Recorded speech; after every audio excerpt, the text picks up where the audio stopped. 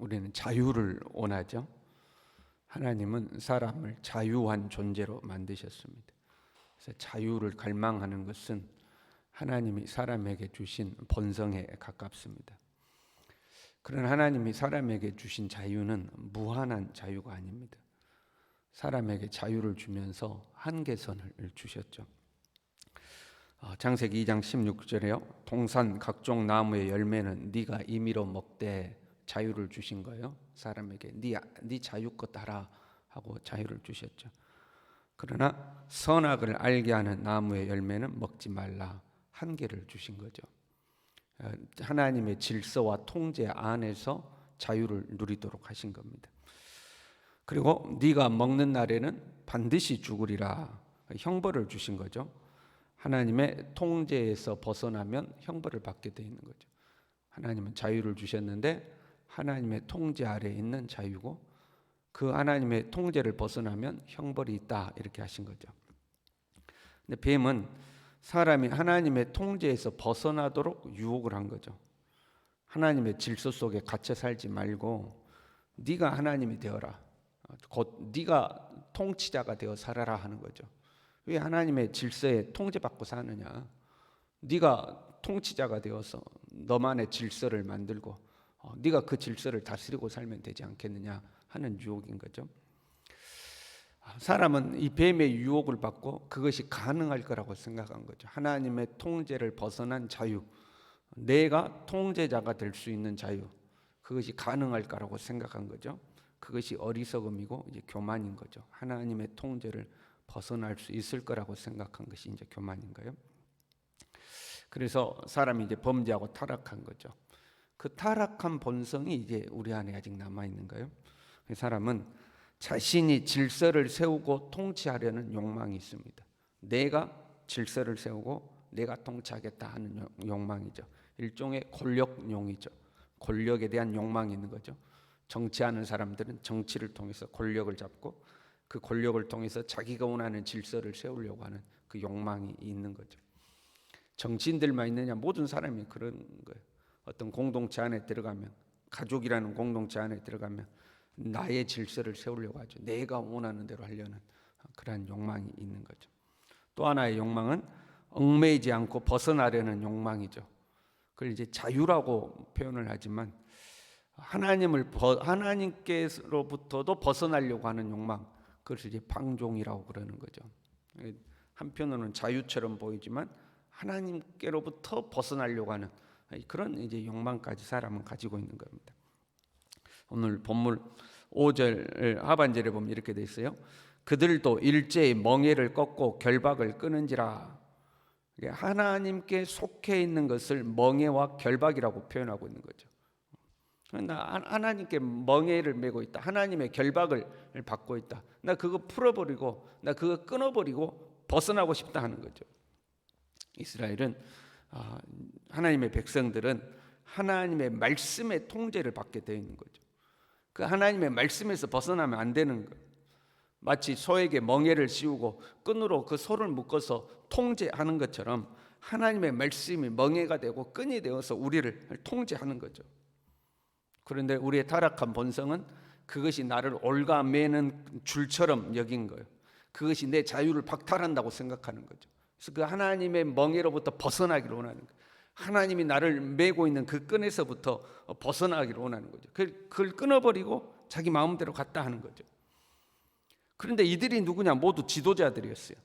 내가 지도자들에게 가서 그들에게 말하리라 하고, 이 지도자들은 하나님을 알 것이다, 이 지도자들만큼은 하나님의 법을 알 것이다 하고 그 지도자들에게 갔더니 지도자들조차도 멍에를 벗어버리고 끈을 끊어버리고 자기들 마음대로 가버렸다 하는 거죠. 이제 5장의 내용을 가만히 보면요, 하나님은 먼저 백성들을 향해 매를 드셨어요. 백성들을 향해서 매를 들었는데 3절에 보면 주께서 그들을 치셨을지라도 그들이 아픈 줄을 알지 못하며 그들을 멸하셨을지라도 그들을 징계를 받지 아니하고, 이렇게 되어 있습니다. 여러분, 매를 치셨는데 왜 아픈 줄을 모를까요? 여러분, 매를 때리면 매 맞는 사람은 아파야 되지 않겠어요? 근데 매를 때렸는데 아픈 줄을 모른대요. 매를 맞을 때요, 그 매가 아픈 줄을 알면요, 반성을 해야 합니다. 그렇잖아요. 매를 때려요. 아파요. 내가 견디지 못하도록 아파요. 그러면 이제 반성하는 거 아니에요? 그런데 아픈 줄을 모른다는 것은 반항하는 것을 의미하는 겁니다. 하나님이 나에게 매를 때리는 것이 분명한데도 그 하나님의 매에 대해서 내가 반항하는 거죠. 내가 그런다고 하나님 앞에 무릎을 꿇을 줄 알아? 내가 그런다고 교회 열심히 다닐 줄 알아? 내가 그런다고 순종할 줄 알아? 반항하는 거죠. 부모가 자녀에게 매를 때리면 자녀가 그 매가 아파야 하는 거거든요. 그런데 부모가 자녀의 매를 때릴 때 자녀가 반항하면 그 아픈 줄도 모르고 반항하는 거예요. 엄마가 나 때린다고 내가 엄마 말 들을 줄 알아? 그 매를 때리면 순종하는 것이 아니라 오히려 반항하고 뛰쳐나가 버리는 거죠. 그래서 이제 아이들이 반항하고 집 나가고 이제 그러는 거 아니에요? 얼굴을 바위보다 굳게 하여 돌아오기를 싫어한다 이렇게 돼 있어요.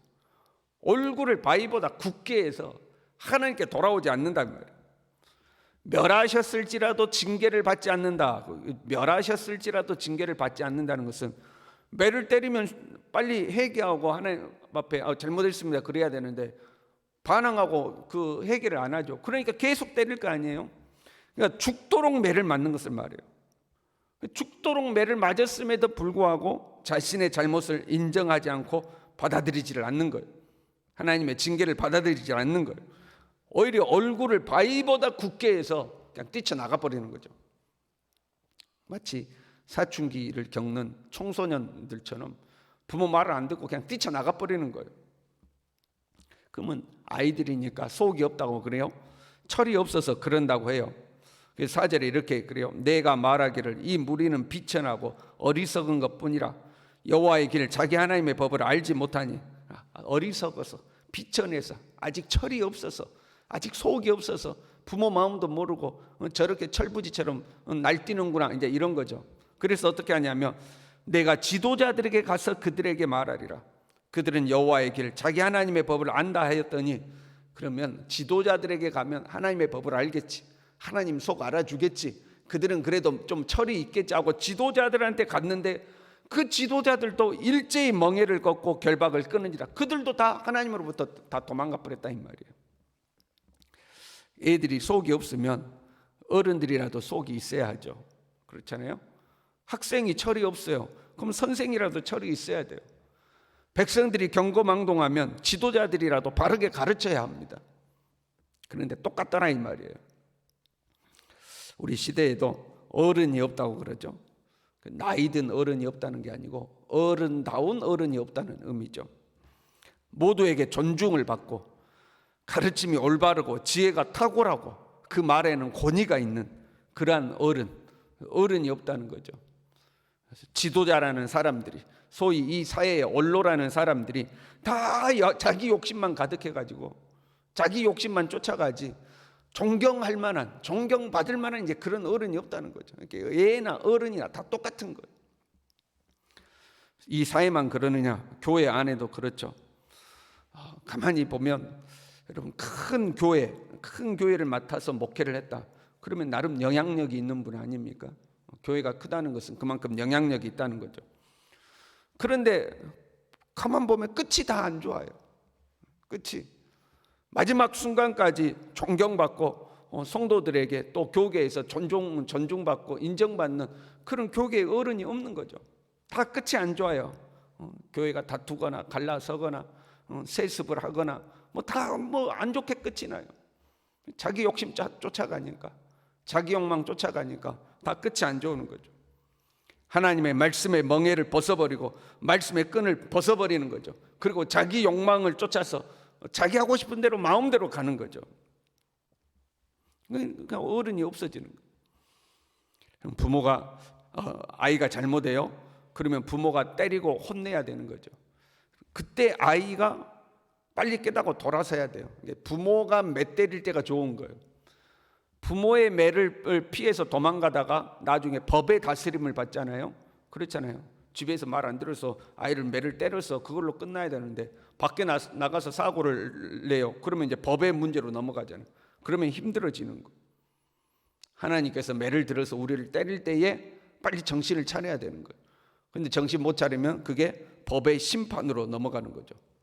수풀에서 나오는 사자가 그들을 죽이며 사막의 이리가 그들을 멸하며 표범이 성읍들을 엿본즉 그리로 나오는 자마다 찢기리니 이는 그들의 허물이 많고 반역이 심함이니이다.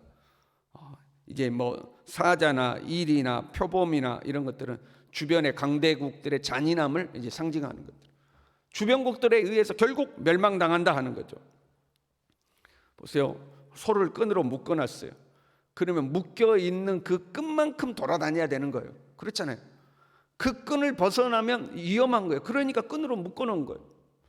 그런데 자유를 원한다면 그 끈을 끊어버리고 수풀로 간 거예요. 그러니까 잡아 먹히는 거죠. 그 끈에 묶여 있을 때가 은혜요. 그 끈에 묶여 있는 것이 축복인 거예요. 그 끈을 벗어나면 사자와 이리의 밥이 되는 거예요. 그래서 주인이 끈으로 묶어 놓는 거예요. 거짓 자유는 결국 우리를 멸망으로 이끌어가는 거죠. 여러분, 하나님께 매여 있는 것이 복인 줄로 믿으시길 바랍니다. 그런데 이게 복으로 느껴지는 게 아니라 멍해로, 짐으로 느껴지는 거죠. 하나님 앞에 신앙생활하고 교회에서 직분 맡고 하나님의 말씀의 테두리 안에서 살고 이게 즐거워야 돼요. 행복해야 돼요. 이게 축복이라고 느껴져야 돼요. 근데 이게 나를 얽매이는 짐으로 느껴지는 거예요. 나를 묶고 있는 끈으로 느껴지는 거예요.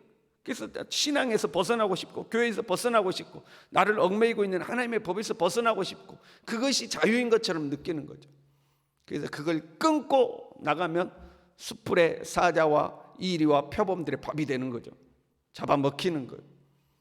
하나님께 매여 있는 것이 복인 줄로 믿습니다. 그래서 묶여 살아야 돼. 주님께 묶여서 살아야 돼. 그 묶여 사는 것이 짐으로 느껴지는 것이 아니라 그것이 복으로 느껴져야 돼.